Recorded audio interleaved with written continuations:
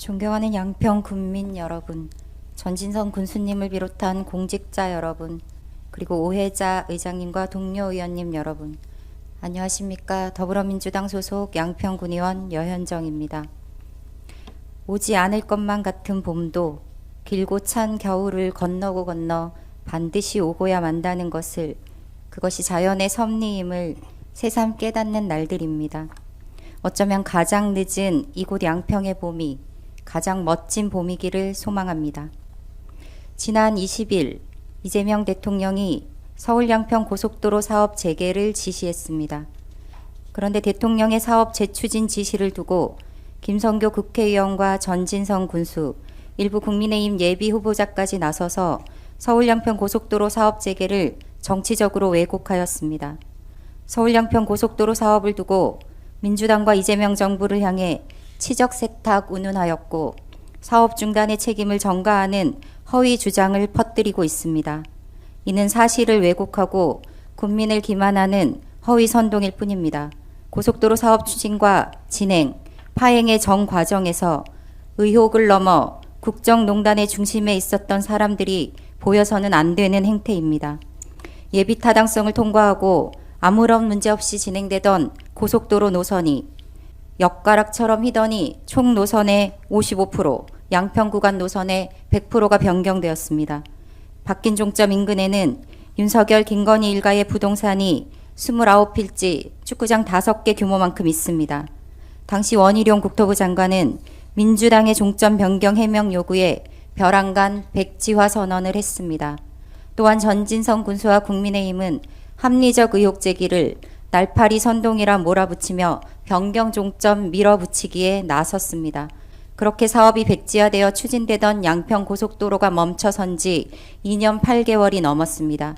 김건희 특검이 양평 고속도로 사업을 국정농단으로 수사했고 2차 종합특검이 사건을 이어받았습니다. 배우가 누구인지, 누가 공모하고 가담하고 협조하였는지는 2차 종합특검을 통해 진상이 규명될 것이라고 봅니다. 윤석열 정부에서 멈춘 고속도로를 이재명 정부가 9개월 만에 재추진하도록 지시한 것, 이것이 현재 서울 양평 고속도로 사업의 팩트이며 사태의 본질입니다. 그런데 사업이 중단되고 표류하게 된 원인 제공자들이 사업 재개의 공은 가로채고 책임은 민주당에 돌리는 것은 참으로 뻔뻔한 처사입니다. 사업 중단 상태에서 집행 불가능한 예산을 현실적으로 조정하기 위해 삭감한 것을 두고 민주당의 방해로 고속도로 사업이 추진되지 않았다고 주장하는 것은 어불성설이며 적반하장입니다. 서울 양평 고속도로 사업 지연을 민주당 탓으로 몰아가기 위한 허위 주장에 더 이상 국민들은 속지 않습니다. 하기에 사업을 표류시킨 책임은 윤석열 정부의 특혜 의혹과 당시 국토부의 중단 결정에 있음을 다시 한번 명백하게 밝힙니다. 허위 선동과 정치적 왜곡을 멈추십시오. 특검을 통해 진상을 철저하게 규명하고 원안 베이스에 IC가 포함되는 서울 양평 고속도로 건설이 앞당겨질 수 있도록 정치가 그리고 행정이 힘을 모아주시기를 부탁드립니다. 저는 오늘 양평군의회 314회 임시회 2차 본회의가 끝나고 나면 다시 이 자리에 설 일이 없을 것 같습니다.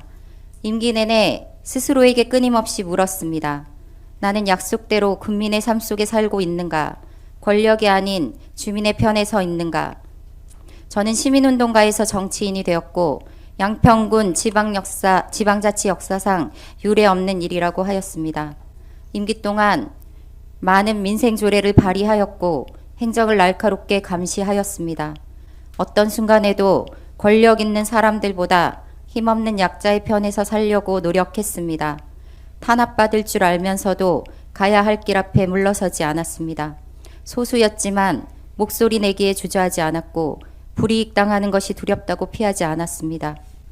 권력자에게 고개 숙이고 머리 조아리는 대신 할 말을 하는 정치인 한 사람쯤, 기득권의 눈치 보지 않고 어떤 순간에도 주민의 편인 정치인 한 사람쯤 있어야 한다고 생각했기 때문입니다. 그 한 사람이 되겠다 다짐하고 노력하였습니다. 민원인들을 만나면 기댈 곳이 없다, 해도 안 된다 말씀하시는 분들이 계셨습니다. 외면할 수 없었습니다. 권한이 부족하여 해결해 드리겠습니다 라고 말하지 못하는 것이 미안했습니다. 민원을 듣고 그냥 흘려버린 적은 없습니다.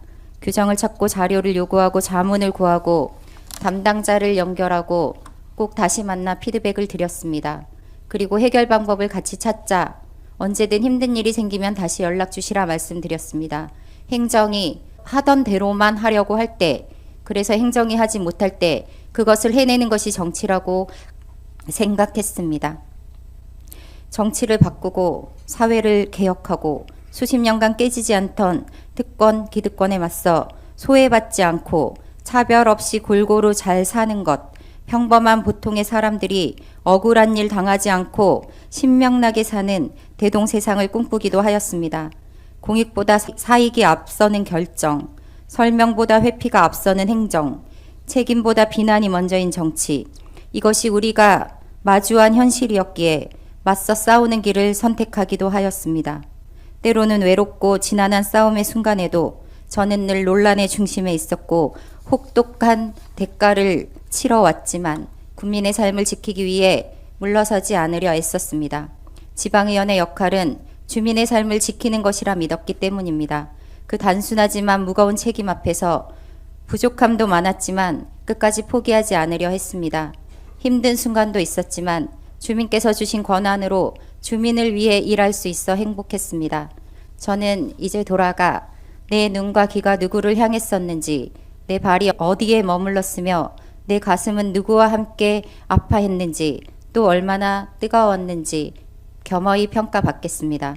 순간순간 이토록 절박하게 살아오며 지키려 했던 것이 무엇이었는지 잊어버리지 않겠습니다. 저를 믿고 지켜봐 주신 국민 여러분께 진심으로 감사드립니다. 그리고 다투고 갈등하면서도 지난 시간 함께해 온 동료 의원님들과 공직자 여러분께도 깊은 감사의 말씀을 드립니다. 또한 서툴고 부족한 저로 인해 혹여 상처받으신 분들 계시다면 이 자리를 빌어 미안한 마음을 전합니다. 지방의원으로서의 저의 역할은 곧 끝이 나지만 어느 자리에 있든 굳세고 당당하게 살아가겠습니다. 고맙습니다.